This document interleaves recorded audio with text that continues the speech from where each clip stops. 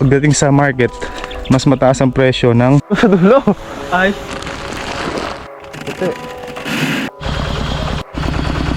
Agad tong ko. Mamaya natin andun yung Voltron. May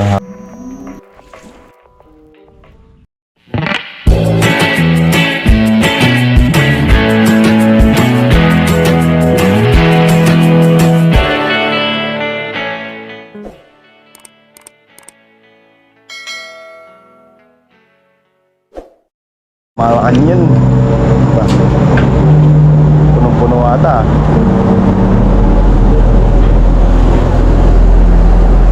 $70 lang, bro. 70 lang. 970, punong-puno na. Hindi tayong diesel, mga kabady. Oo, buka. Tatagas yan. Oo.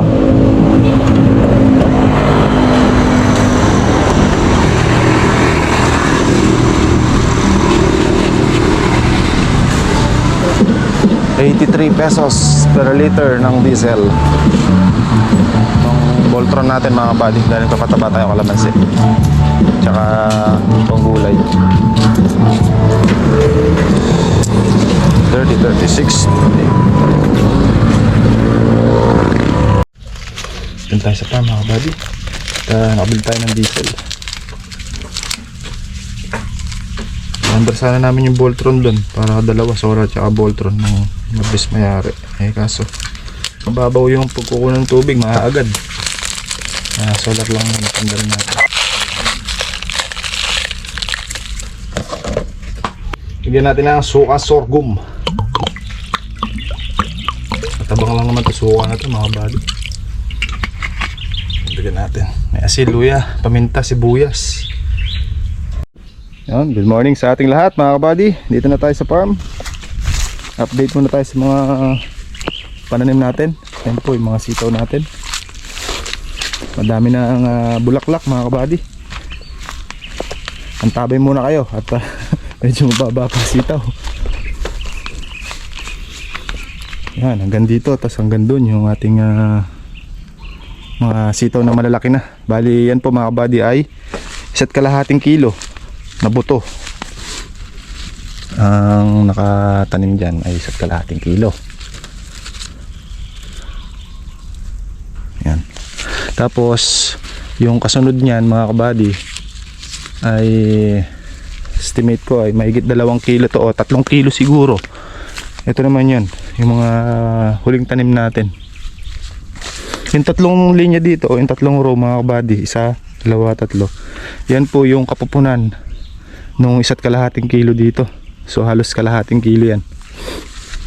Berdana pa rin hanggang dito sa 3 linya. Mula doon 2, 3. Berdana pa rin yan. Kabinhi niya o ka-variety niya itong nakatanim natin na to.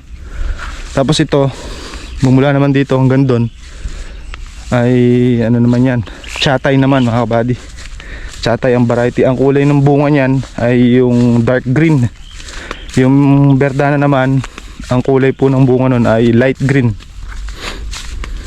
Ewan ko ba't pagdating sa market, mas mataas ang presyo ng dark green. Mas mataas siya na, let's say sabihin natin mga 10 pesos per tali. Kahit sa puno or farm gate price, mga kabady, mas mataas ang kuha nila pag yung dark green ng variety ng sitaw na tanim mo. Pero kung papipiliin, mga kabady, mas gusto ko yung light green, yung berdana, dahil kasi dito sa amin mas kilala yun. Tsaka normally kasi puro ganun ang kulay ng sitaw. Pero pagdating sa Manila, yan, mas gusto nila yung dark green, mas medyo mahal. Ito naman, ayan, magmula naman doon, ito na yung ating ampalaya. Kaya rin ang patubigan din. At ililipat na natin dito sa kalamansi. Makapagpataba tayo. Ayan, medyo ganda-ganda na rin. Ayan, medyo dumidilim-dilim na yung dingding. Kahit na nahirapan sila nung maliliit dahil yun nga, gawa ng sobrang init Tapos sinabayan pa ng mga insekto, uod. Halos tinamaan talaga sila lahat mga kabady. Pati sitaw natin, mga gulay natin tinamaan. Dala ng sobrang ano kasi, sobrang init. Pero challenge yun mga kabady. Kumbaga challenge yun sa atin na kung paano natin pagagandahin yung halaman natin o yung mga gulay natin. Mas masarap kasi pagandahin yung pangit. At least na kumbaga na-challenge ka na kailangan ganito, kailangan maayos natin to. Tapos dito meron pa tayo sitaw dito mga kabady na 1 kilo. 1 kilo pa ang sitaw natin dito na may mga bunga na rin to, bunga bulaklak. Ito yan yung bunga nyo, tapos mga yan yung mga bulaklak yan. Mga 1 linggo na lang dito mga kabady, makakapitas na tayo dito. Ito magmula doon sa isang row na yan, tapos dito hanggang dun yan, bali 1 kilo lahat ng pumasok na sitaw natin yan. So ngayon marami tayong tanim na sitaw. Diba mga kabady, pagka may tanim ng gulay hindi ka mababakante, dahil ang gulay ay matrabaho. Halos kailangan araw-araw chinecheck mo yan, binubuting-ting mo. Ganun po, kaya sakripisyo talaga, sakripisyo pagka may gulay. Pero masarap mong may gulay mga kabady, kasi pagka may gulay ka after 45 to 50 days ay may aanihin ka na. Sa tiyaga-tiyaga lang talaga, dahil maganda ang kitaan sa gulay mga kabady, lalo pag nakatsyempo sa presyo. Nga lang talagang sakripisyo at tiyaga.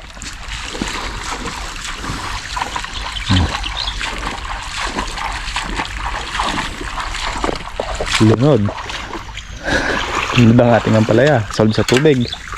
Solar yung umaandar natin na yan mga kabady. Ito na lang neka. Yan na lang. Sa dulo. Ay. Sa Voltron dyan.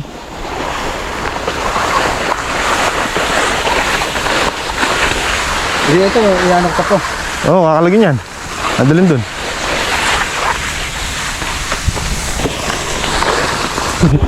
Kaya sa double B mga kabady, karga tayong pataba, 2 sako. Sa bahay yung kulong-kulong natin. Habig tayo dito sa dulo, at nung matutubigan ay sasabugan na natin ng pataba.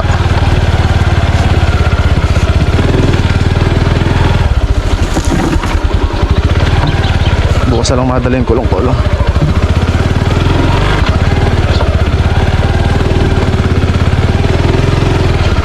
Nagkukulimlim. Madali yan. Sa dulo. Sige. Malakas din. Agad eh. Malakas yung Voltron. Makulimlim kasi pula. Balikan. Magpahan po. Atong sa isa.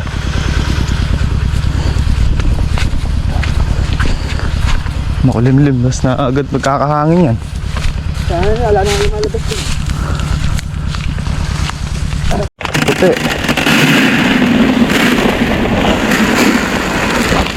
Wala mo swear. Wala yung presyo ng sayo mga kabady. 2.5 ata ang isang sako. Dati nga ito 870 lang bilhin natin. Ngayon 1,470.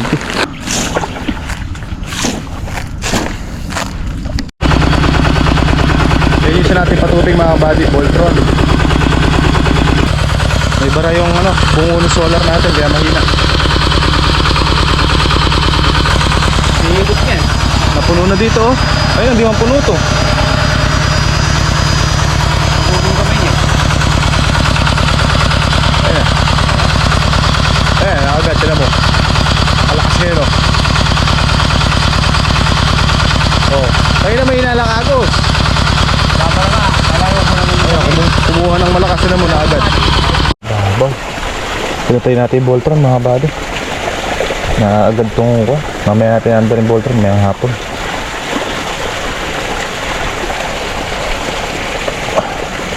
Kakasukal tong kuwan. Mahina ng ating solar. Mahina. Hindi makahigip ng maayos.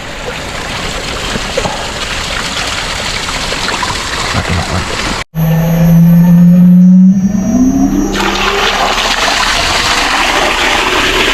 Yun, buo rin. Wakas. Kaya nakalahati lang. Malimlim ko to. Ayan. Gulay lona. Kalahati lang yung bugal niya kanina. Kaya mahina. Singaw. Okay na siya. Tignan natin.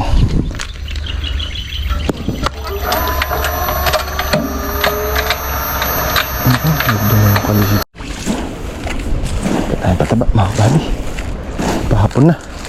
Mamaya na natin i-under yung Voltron. Ilalamay natin yung Voltron umandan. Matagal magpatubig gawa ng tuy-tuy lupa.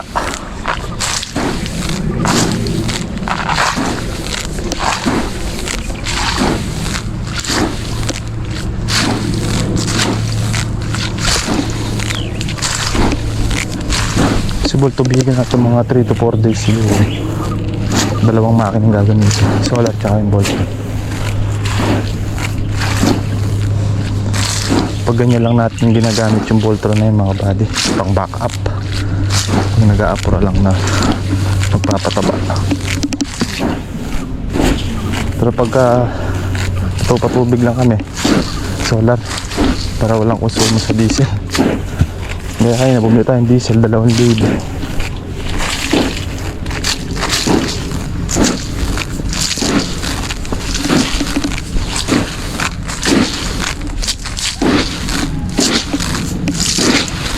Sabi naman natin dito mga buddy, ay tusan yung laylayan nung dulo ng dam, doon lang. Hindi naman natin kailangan na ipasok hanggang sa loob na. So, sana lang laylayan. Dahil yung ugat niya nandyan na. Kita-kita na.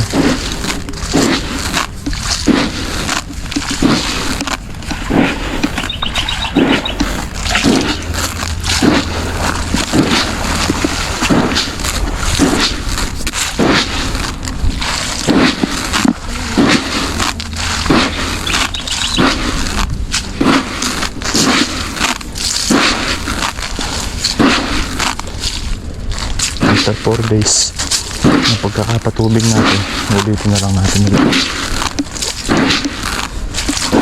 pambanlaw, heka nga.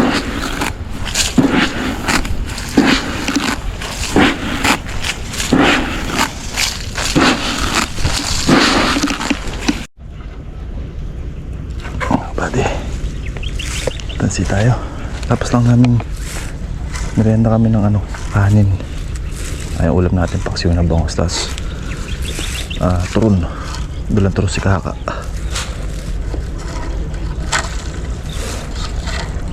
Pinatay na ni kaka yung solar at hapon na mga kabady. Pinanda naman yung Voltron mamayang gabi na yun. Yan kami ni RJ, nandito kami tatansi. Ayun, nakapagpataba na tayo ng kalamansi, yung mga nabasa ng solar.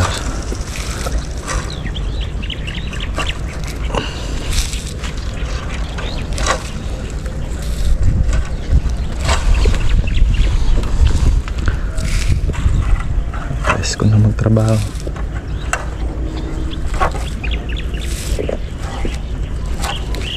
Itong oras masarap magtrabaho, walang init. Maulap kasi ngayon mga body. Mahangin-hangin pa.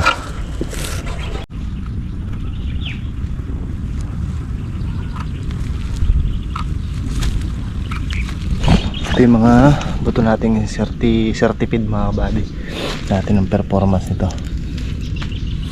Yan sila oh. Kabilaan tanim yan. Ito Ito.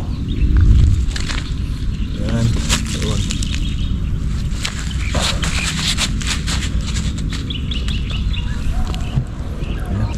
Maluwang-luwang na si Tawan.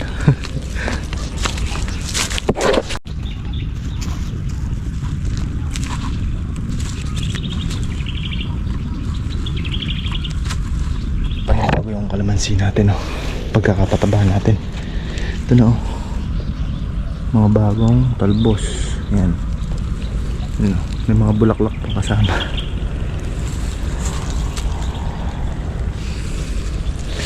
Halos lahat nagputak naman mga kabady. Nagtalbos naman sila halos.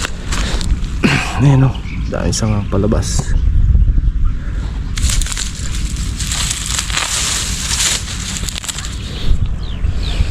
Pag nagtubig tayo dito, follow up tayo ulit.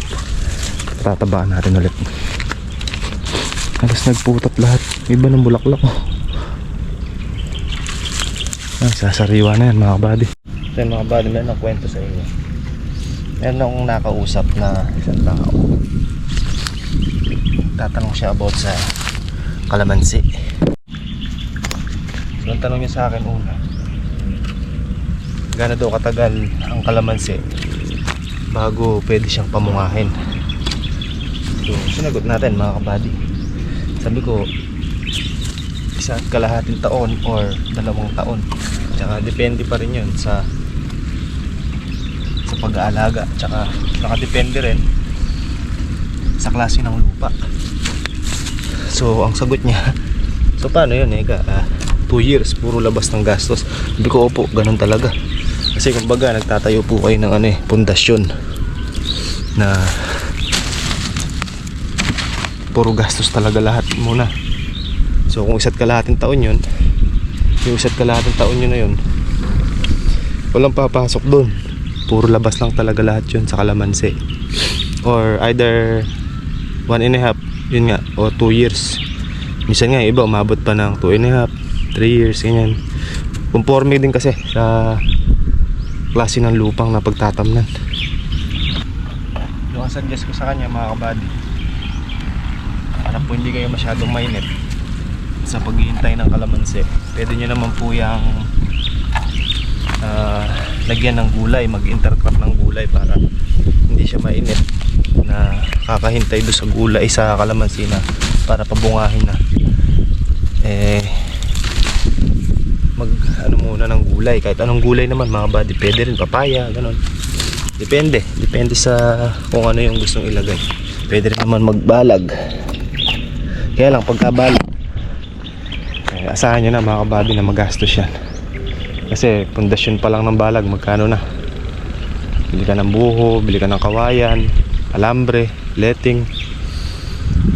Kung maluwang-luwang, mga 100,000 dyan, makakulangin pa. Yun ang mabigat lang naman mga kabady sa umpisa talaga. Tsaka yun, nasuggest ko rin sa kanya na yun nga, kailangan maganda yung source ng tubig or patubig mga kabady. Maganda yung pagkukunan na hindi mabibitin yung mga halaman. Kasi once na mabitin yan, ay mamamatay yan mga kabady. Hindi gaganda ng mabilis. Kailangan nasosolve ng tubig. Halimbawa kasi tinanim nyo yung kalamansi ngayon. Halimbawa 3 days siyang tinatanim. Naitanim nyo na sa loob ng 3 araw natapos na. So kailangan nun patubigan nyo na agad mga kabady. Kasi nga lalo ngayon tag-init ay napakabilis matuyo ng lupa. Tsaka isa pang may sasuggest din natin, anong best timing magtanim ng kalamansi. Maganda po magtanim ng kalamansi ay yung katag-arawan mga kabady, para pagdating ng tag-ulan, kahit na mabugbog sila sa hangin at saka sa tubig, kakaulan, kahit pa paano may laban na sila. Kasi kumbaga yung ugat nila ay kagat na sa lupa bago magtagulan pa. Kaya ayun yung suggest natin. Kaya sana nakatulong tayo doon sa isa nating nakausap about sa kalamansi. Talagang ganun po sa una, puro puhunan, puro labas. Pero once na makapagpabunga kayo at matsyempuhan nyo at maalagaan ng husto, tiyak naman po yung lahat ng ginastos nyo mababawi nyo. Basta tutukan lang at saka alagaan mabuti. Nasa focus lang mga kabady.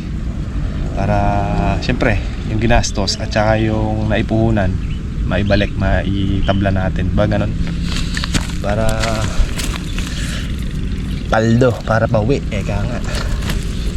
So ganun lang talaga mga kabady. Sakripisyo sa una talaga. Bagay hanggang huli naman eh. Kahit naman nagpapa-harvest ka na mga kabady, sakripisyo pa rin talaga yan.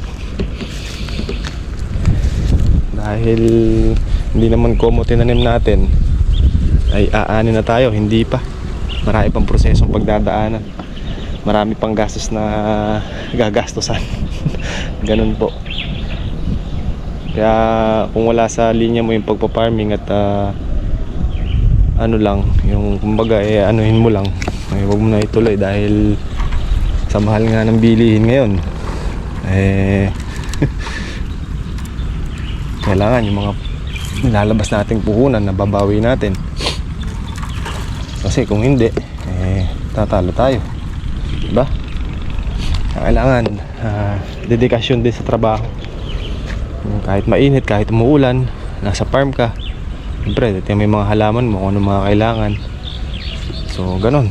Kaya kailangan lagi ka rin may budget. Kasi pag wala kang budget, pag kailangan ng patubig o gamot ng halaman mo, pataba, kailangan meron.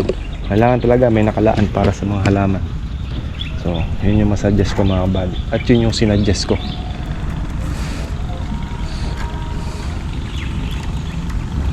Bukas mga kabady, abangan nyo kami. Nasa ano kami bukas? Pangasinan.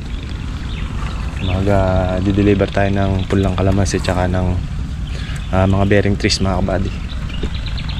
1,000 yung order nung order sa atin na taga Pangasinan. San Fabian. Nasa San Fabian po kami bukas. Kita-kits na lang dyan. Tapos bukas din pala mga kabady, birthday ni Commander. Uwi na mga kabady. Naka ano kaming 8 ba? 7 tudling ata o 8 tudling na natansiyan mga kabady. Presko talaga pagka pahapon na. Pero kung mainit mga kabady, hindi namin kayang rin ang diretso yan. So hanggang dito lang yung vlog natin mga kabady. Thank you for watching. At sana nagustuhan nyo pa rin yung ating mga simpleng vlog sa araw-araw. Maraming salamat po sa panonood at sa walang sawang suporta. Kita-kita tayo ulit bukas sa Pangasinan. Ingat and God bless po sa ating lahat. Adjourn. Ilang tayo mga kabady. Bye po.